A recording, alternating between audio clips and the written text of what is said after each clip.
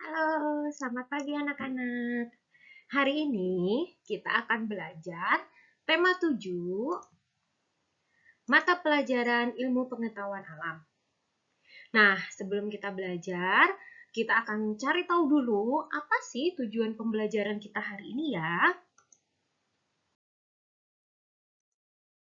Nah, tujuan pembelajaran kita hari ini, yang pertama, kita setelah belajar nanti bisa menyebutkan tahapan perkembangan dan pertumbuhan manusia. Kemudian, kita bisa menjelaskan perubahan yang terjadi pada masa pubertas. Tujuan pembelajaran yang ketiga, kita bisa menyebutkan persiapan kita dalam menghadapi masa pubertas.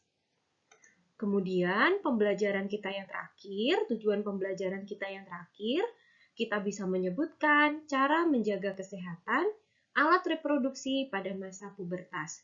Yuk kita sekarang pelajari satu persatu ya.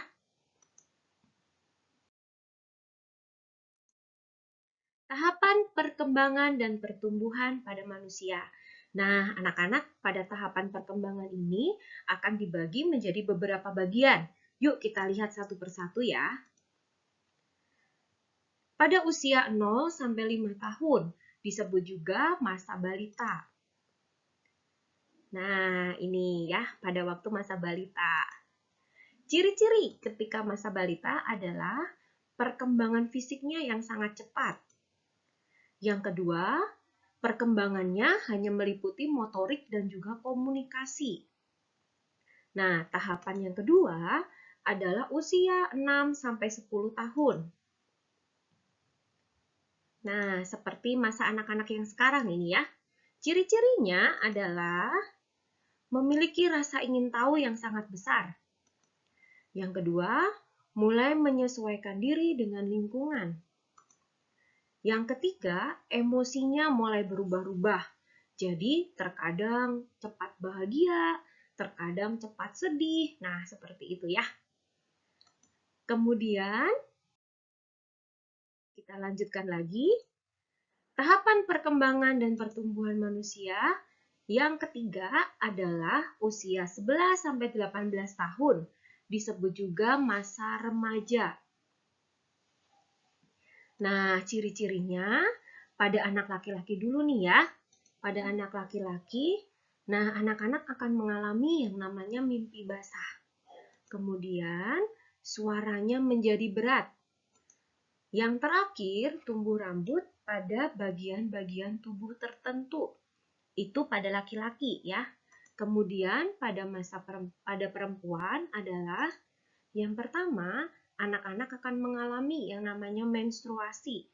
Ini seperti yang sudah kita pelajari pada tema 6 kemarin ya.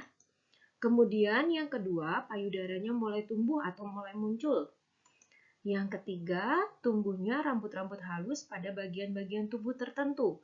Nah, pada masa ini biasanya anak-anak sudah mengalami yang namanya pubertas. Nah, nanti kita akan pelajari lebih lanjut ya. Usia lebih dari 50 tahun disebut juga dengan usia lanjut.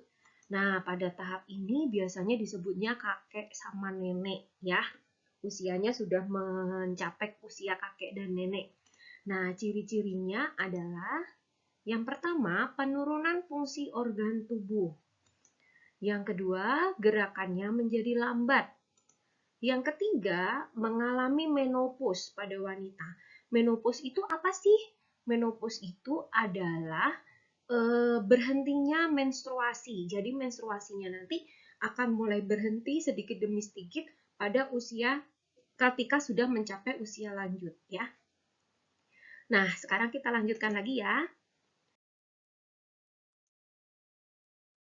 Perubahan pada masa pubertas. Nah, ini yang akan anak-anak alami nih. Ya, kita perhatikan baik-baik. Masa pubertas itu adalah masa peralihan dari masa anak-anak menjadi dewasa yang dipengaruhi oleh hormon. Nah, hormon yang mempengaruhi pubertas pada remaja putri dulu nih ya, adalah hormon estrogen yang memicu matangnya sel telur. Nah, ciri-cirinya anak yang anak remaja putri yang sudah mengalami pubertas adalah yang pertama mengalami menstruasi.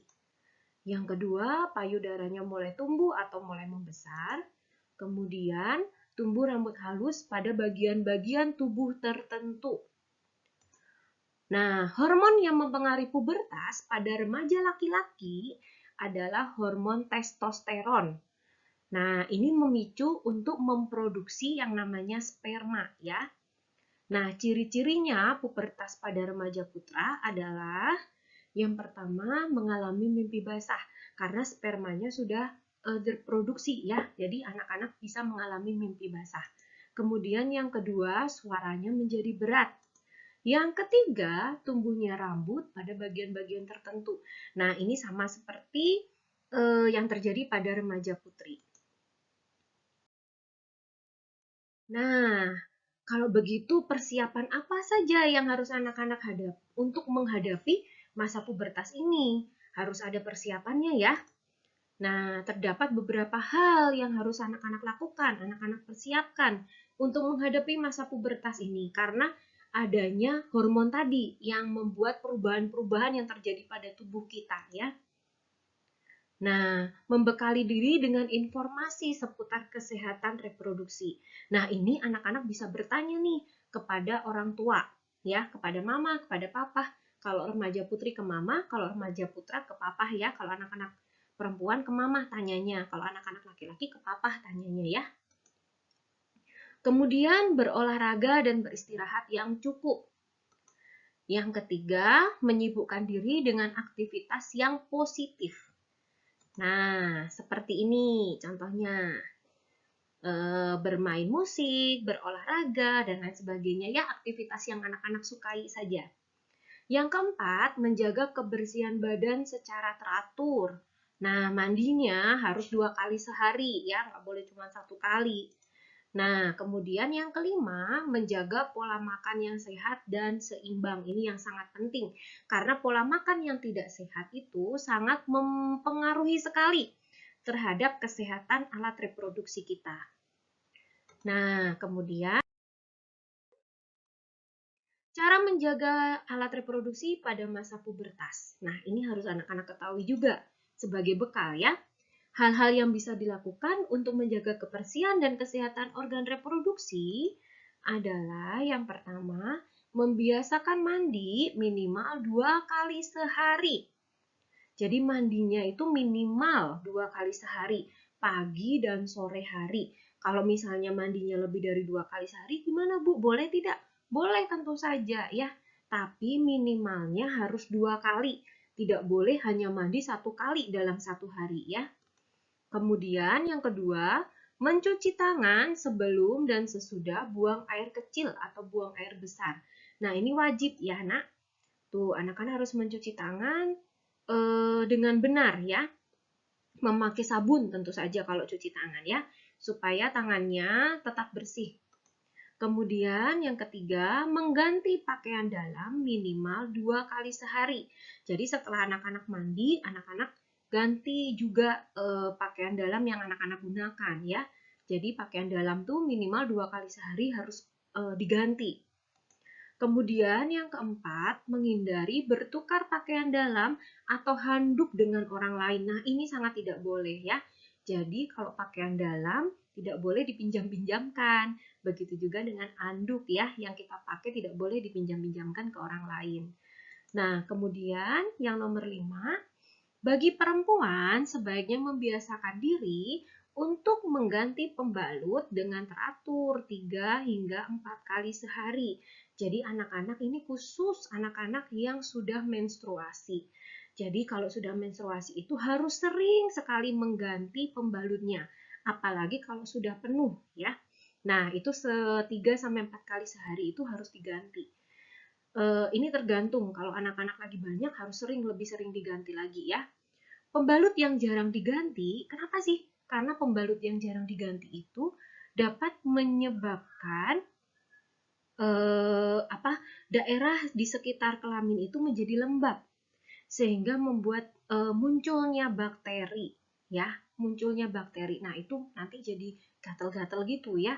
Nah, makanya untuk remaja perempuan harus sangat memperhatikan ketika sudah menstruasi. Jadi pembalutnya harus sering diganti ya. Nah, seperti itu anak-anak. Pembelajaran di tema 7 kita kali ini. Pembelajaran di tema 7 ini hampir mirip seperti di tema 6. Jadi kita masih belajar tentang pubertas ya. Sekian pembelajaran dari Ibu Lucy hari ini. Terima kasih. Dadah.